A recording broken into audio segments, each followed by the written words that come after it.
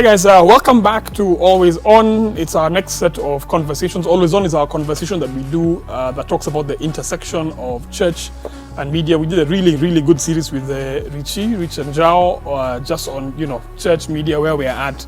But I actually want to move the conversation ahead and talk a little bit about copyright.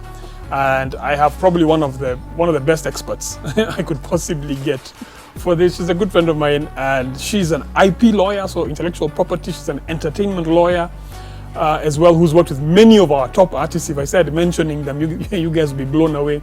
But then she also sits on the Copyright Tribunal. And so, Liz Lenjo. Thank you. I'm happy welcome to be here. Welcome to Always On. It's good to have you here, and thank you for having us here. I want to kind of have this conversation with you because right now, obviously, a lot of churches have entered that digital space. They're live streaming and things like that. One of the big fears I have, and I think many people have, is are we on the right side of the law in as far as this thing? Do I run the risk of my content being pulled down, my channel being pulled down? I think are some of the questions people are asking. And I want us to talk about that. But the first thing that I want us to do is to ask, what would your advice to churches in terms of preparation be before even you think about creating content or creating a live stream? Okay. So when we're talking about preparation for a live stream or any content, you need to find out what kind of content are we using? Is it ours? Do we need any licenses? How are we even going to dress up as a crew, as the people who will be featured in these videos? Because again, when we're talking about the digital space, there's also issues of trademark, using other people's brand on whatever stuff that you're putting out there. You're an IP lawyer, you've zoed these things. You have to break it down for me really simply. I've had a couple of things there. Mm-hmm. One thing you've said is that I have to be cautious about, do I own what I am using? Yes. So for instance, I'm a church, I'm either doing a live stream or I'm doing just a recorded video that I'm going to put up. And say, for instance, I have worship music. What are you asking me? What are you asking as an IP lawyer for someone to think about? Yeah, so I'm asking, is it a song that you own or your church members have written? If yes, then ask them for permission to use that song. If it's not yours and it's maybe an international artist, again, then, do you have the authority to use it? But it's church. Yes. I mean, we do this, and this is, I think, the question people have. It's church. We do this all the time. I sing Hillsong, I sing, Torren Wells, I sing all this different kind of music. I sing Travis Green all the time. Yes. And we live stream it. It's church, surely. Surely, church trumps copyright. So there's a difference between what is in practice and what the law provides, right? So in practice, it's been okay for us to sing worship, to do our own renditions and share them online. It's been okay. And I think also for the artists, these gospel artists, because their primary business is to worship God, then money is not really at the forefront per se, or it doesn't seem to be so. So then it seems to be okay. But it's not an exception to copyright use, right? Yeah. Because this is someone who's created a property, they own it. So then it's about now figuring out how to balance it with the digital space, which has now been a game changer. Disrupted a lot how copyright works. I want to come back to that, because that one is such an interesting one for churches, especially because of worship. I think that's the one place. But you said something interesting. Let's come back to it. Yes. But the second thing I heard you say was about trademark.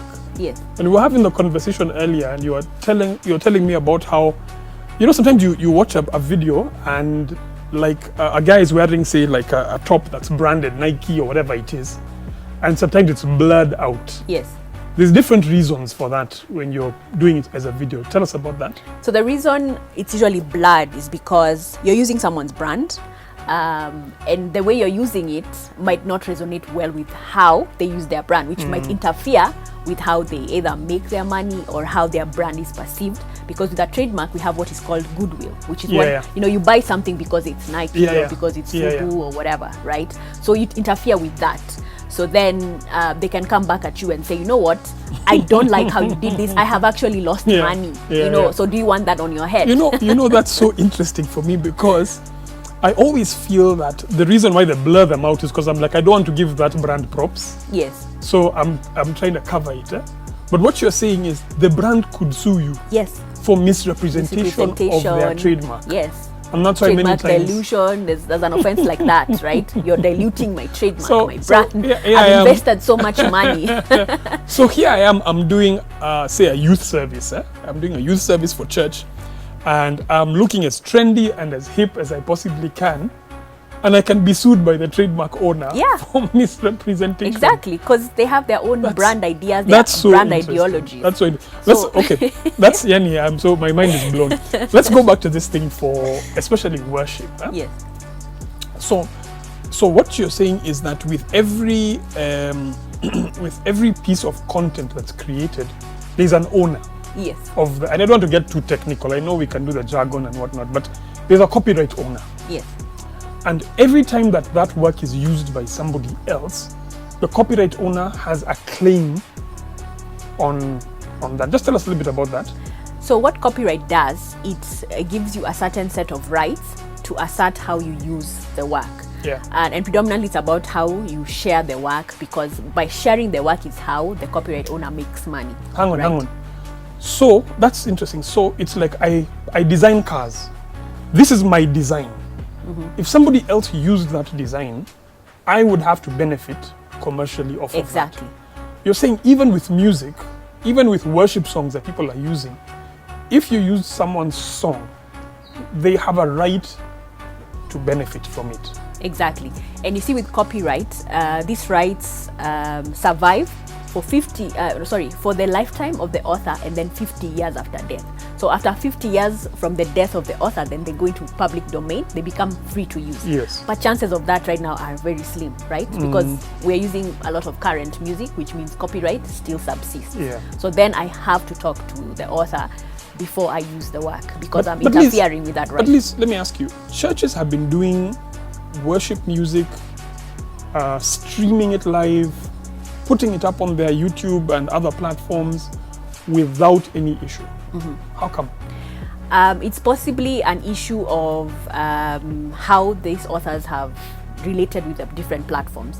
So what happens is, like, if you put music on YouTube or Facebook, on the user interface, the back end, right? Yeah. The author or the owners of these songs are able to tell Facebook, you know what, if my song is used, you can. It's okay. If it's used. And the other option is, I don't want it used, so flag it down, remove the content. And same thing with YouTube and whatnot. So the author then decides how it will be used. So that's why you will see now these platforms will either issue a strike, or your content is muted, and you get you see it's blurred, and an email comes through, or a message and says your content has been, automatically flagged for copyright issues. Yes. Right? It's entirely dependent on the author. How did they resonate with how you used your content, their content? Yeah. So you there's two things I see. One is you talked to me earlier about this thing called the Creative Commons license. Yes. Where there is almost like if I'm the content creator, I'm the owner of the copyright, I'm like, you can use this. Yes, exactly. Or I could lay claim and say, actually, you can't use this. Or if you can, these are the circumstances you can use it under which you use this. Exactly. A couple of things I want to ask you about, because let me tell you, the reality I think that churches are getting into now is we are creating a lot of content without thought to the copyright, and the big fear is that, especially with YouTube, you could very easily lose your YouTube channel. And I've seen it. I think it was Nation or NTV that a couple of years had like hundreds of videos and they lost the entire. And when you lose, it's gone. Yeah. There's no dispute. It's gone. So, a couple of things that I want to ask you. One is, what is a content claim? Oh no. In fact, before content claim, content ID. Tell us about content ID. So content ID. And tell us simply, so not some guy who's out there is like, I don't know jargon. Yeah. Break it down. So content ID is how you identify your content. It's how you want people to know it's your content, especially on the user end of things, or rather on the interface. Yeah. So how does Facebook or YouTube know it's your content? So you have to label it. So you give it names, like there's what we call metadata. Yeah. Maybe I want my song to be identified by the bridge, and the bridge has certain words. Yeah, so then there's a way chorus. Or a chorus. Okay. So there's a way on the platform, it will be able for you to say, you know what, these are the keywords, or even you can even put the whole chorus perhaps and put it up. And then what happens, the platform as well will figure out how to identify, will merge the two. So it's either the melody plus the words, then they'll be able to say, oh, this is a song by David Kuria, right? So what you're saying is, every time someone is uploading, let's talk about music. I think that's the scope for now. Yeah. If I upload a piece of music and it's an original piece, then I give it what's called a content ID, which is my unique identifier. Yes. So it could be lyrics in it. It could be some of the melody in it. Yeah, your name. It could be it could be my name. But whenever someone else uploads the same thing, then YouTube, in a sense, YouTube or Facebook, whatever platform it is able to say this content actually. So me, I do a song called "Long Live Liz," right? Yeah. And I put in my metadata. If you try to upload it, the platform identifies and says, "Hang on, this thing has actually been uploaded by someone else. So it belongs to someone else in terms of copyright." Yes, and you see when you're putting up his content, you get to tick some boxes and say, I own the copyright and I am the sole author. And then to an extent now you decide the kind of permissions that you will grant. Yeah. So then I have the option to say, my music can be played, but if any money is made, it is channeled to my account directly. So on the back end, I'm getting all the money, but the content is not being flagged. So it's not that it's okay, it's just that the author has figured out mechanisms to make sure that their song is used, their brand is out there, but monetary wise, they're making their money. And then there are those who say, you know what, I don't want my content to be used, period. Yeah. And then that's when... You know, this is so interesting. So I'm just thinking about someone who's a church that's a content creator or creating content in this season. So me, I've done a song by Travis Green. Right, so I've done a Travis Green song in my worship set, or it could even be separate from that. What I'm hearing you saying is that there are two things to think about. On one hand, there could be so either way, this content does not belong to me. Of course. And there's no exception just because I'm a church. However, it could fall under the Creative Commons license, where the copyright owner says, I don't mind if you use this thing. Yeah. Or on the other hand, it could be the copyright owner laying claim and saying, hey guys, that's my content. Content ID has matched. It actually belongs to me. And there's different ways then that we can try and figure out, so what does this mean? Does the content copyright owner want me to pull it down? Does he want to share revenue? And there's now those conversations that we can kind of get into. Now, there's something I've seen, and I see guys doing this all the time. I see guys putting disclaimers. Say, I've done this song, Long Live Liz. That song does not belong to me. It was written by Kuria. The author is Liz. I want to talk about, so what does a disclaimer mean? Because I see it all the time. But then I also want to talk about the technical things now. What happens when a copyright owner lays claim to a piece of content? What's going to happen next? So I want us to come back to that in just a bit, but it's always on conversations on church and media and the intersection of the two of them. Liz Lenjo will be back with her in just a sec.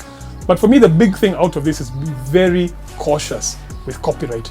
Anything that you have not created, you need to be aware of what the law is so that you don't end up in trouble and you don't get your channel pulled down. We'll be back with part 2 of this in just a bit.